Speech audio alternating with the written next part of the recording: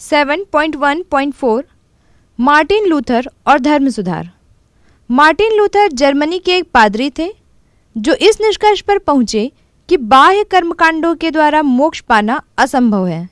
इसे दैवी कृपा और अंतःकरण की निजी आस्था या विश्वास से ही प्राप्त किया जा सकता है।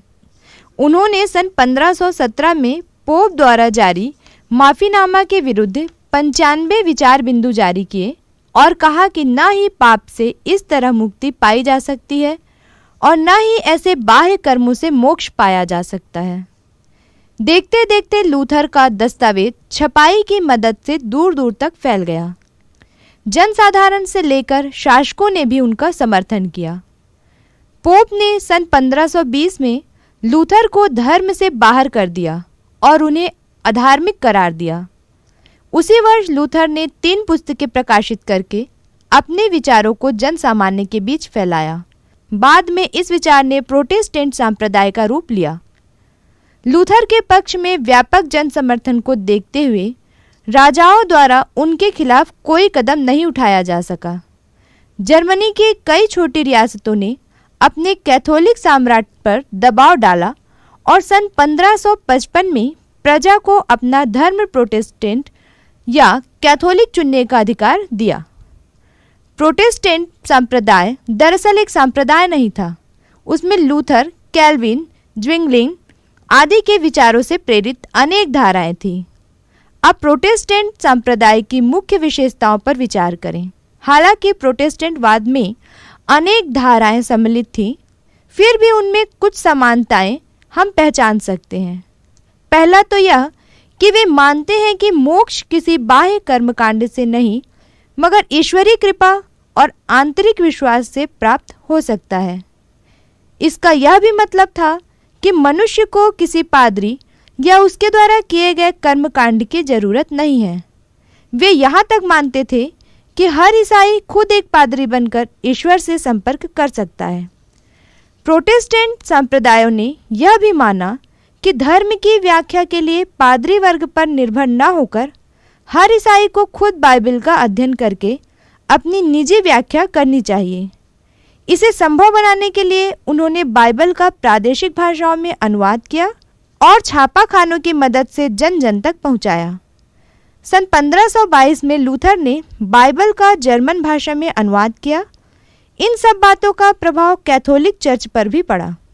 चर्च में आंतरिक सुधार का एक अभियान चला जिसे प्रतिधर्म सुधार कहते हैं।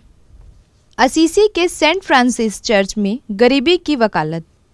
एक तरफ चर्च अथाह संपत्ति, शान और शौकत का प्रतीक बन रहा था, तो दूसरी तरफ ऐसे कई धार्मिक व्यक्ति हुए जिन्होंने ईसा मसीह के मूल संदेशों को जीवन में उतारने का प्रयास किया। सेंट फ्रांसिस मृत्यु सन 1226 ऐसे ही एक संत थे। वे इटली के असीसी शहर के एक धनी व्यापारी परिवार में पैदा हुए थे, मगर युवावस्था में उन्हें एहसास हुआ कि गरीब बनकर ही ईश्वर तक पहुंचा जा सकता है। वे अपना सब कुछ गरीबों को बांटने लगे, जिस पर क्रुद्ध होकर उनके पिता ने उन्हें घर से बाहर कर दिया। तब से उन्होंने शहर के सबसे गरीब लोगों के बीच रहकर खुद मांगकर खाने वाले और मजदूरी करने वाले का जीवन जिया। यही नहीं, उन्होंने यह भी माना कि प्रकृति के सारे जीवों जैसे पक्षियों व जानवरों से प्रेम करना चाहिए। यह माना जाता है कि वे पक्षियों व जानवरों के साथ बात कर सकते थे। उन्होंने यह भी प्रयास किया कि इस्लामी सुल्तान और ईसाइयों के बीच सुलह हो। पोप की अनुमति के साथ उन्होंने ऐसी महिलाओं व पुरुषों का समूह स्थापित किया जो गरीबी में रहने और गरीबों की सेवा में विश्वास रखता था। कुल मिलाकर धर्म सुधार आंदोलन का परिणाम केवल कैथोलिक धर्म की कुछ कुरीतियों का खात्मा करना ही नहीं था। उसका सबसे युगांतरकारी परिणाम यह हुआ कि यूरोप की धार्मिक एकरूपता और चर्च का धर्म पर एकाधिकार समाप्त हुआ। शुरू में इंग्लैंड जैसे देशों में यह प्रयास जरूर किया गया कि देश में एक राष्ट्रीय चर्च हो, मगर समय के साथ धार्मिक संप्रदायों की बहुलता पर अंकुश लगाना असंभव हो गया। कालांतर में धर्म और राज्य के आपसी जुड़ाव को समाप्त किया गया। यह व्यक्तियों के अपने धर्म चुनने की स्वतंत्रता और शासन में पंथ निरपेक्षता लाने में सहायक हुआ।